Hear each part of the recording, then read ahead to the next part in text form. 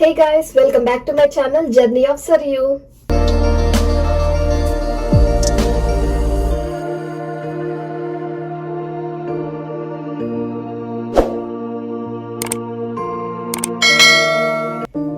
After a long gap, na last videos 2-3 videos ఇంతకు ముందు నేను యూట్యూబ్ లో పోస్ట్ చేశాను. ఐ థింక్ 1 year బ్యాక్ అనుకుంటా. మళ్ళీ నేను ఈ న్యూ ఇయర్ 2025 లో నేను కూడా కొంచెం యూట్యూబ్ మీద ఫోకస్ చేద్దాము, మేబీ మంత్లీ 2-3 వీడియోస్ అన్న పోస్ట్ చేద్దాం అని చెప్పైతే అనుకుంటున్నాను. Let's see how it goes. So నాకైతే యూకే రాకముందు వరకు క్విక్ గా అయిపోయి రెసిపీస్ అయితే వచ్చు, కానీ నాన్ వెజ్ కర్రీస్ కుక్ చేయటం, పప్పు సాంబార్ ఇట్లా టైం టేకింగ్ ఇవి ఉంటాయి కదా, సో అట్లాంటివి అయితే రాదు. బట్ యూకేకి వచ్చిన తర్వాత మనమే కుక్ చేసుకొని మన వర్క్స్ మనమే చేసుకోవాలి. సో నేనేంటంటే వేరే స్టార్టింగ్ లో వేరే వాళ్ళ యూట్యూబ్ వీడియోస్ చూసి నేను నేర్చుకుని కుక్ చేసి ట్రై చేసేదాన్ని అనమాట. సో అట్లా ఇప్పుడైతే నేను అన్నీ కుక్ చేయగలుగుతున్నాను. సో నా స్టైల్లో నేను చికెన్ కర్రీ ఎట్లా కుక్ చేస్తానో మీతో షేర్ చేసుకుందాం అని అనుకుంటున్నా. అండ్ నా వీడియోలో ఏంటంటే నేను ప్రతి ఒక్క ఇంగ్రీడియంట్ గురించి ఇన్ డీటెయిల్ గా చెప్పాలనుకోవట్లేదు. సో ఇప్పుడు ప్రజెంట్ అందరికీ వచ్చు కుకింగ్, అందరూ నేర్చుకుంటున్నారు. బట్ ఒక్కొక్క స్టైల్లో చేస్తారు కదా, కొంచెం అటు ఇటుగా. సో నేను ఎట్లా చేస్తాను మీతో షేర్ చేసుకుందాం అనుకుంటున్నాను. లాస్ట్ వరకు స్కిప్ చేయకుండా నా వీడియో చూసి మీరు కుకింగ్ నేర్చుకోండి. Let's get into the video.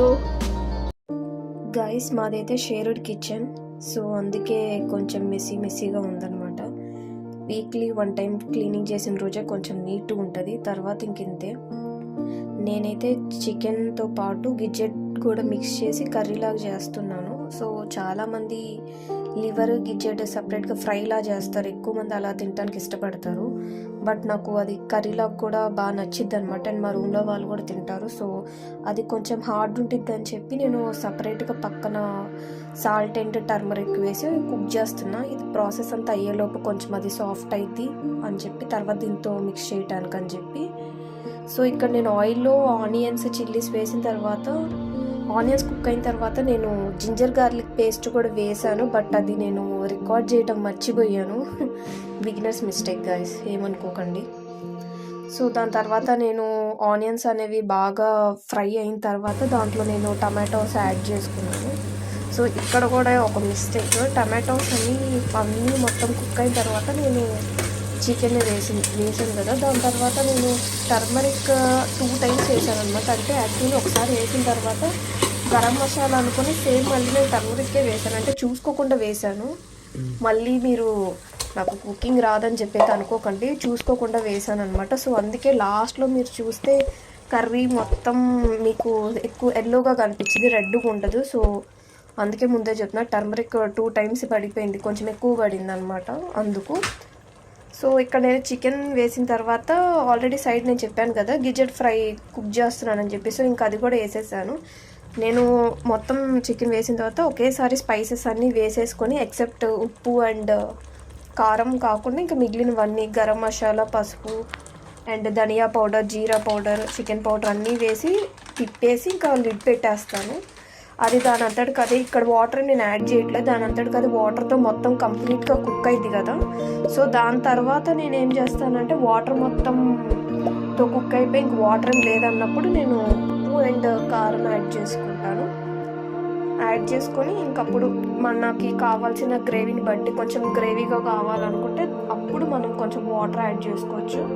కారం అండ్ ఉప్పు వేసిన తర్వాత మనకు వాటర్ కావాలంటే వాటర్ యాడ్ చేసుకోవచ్చు అనమాట.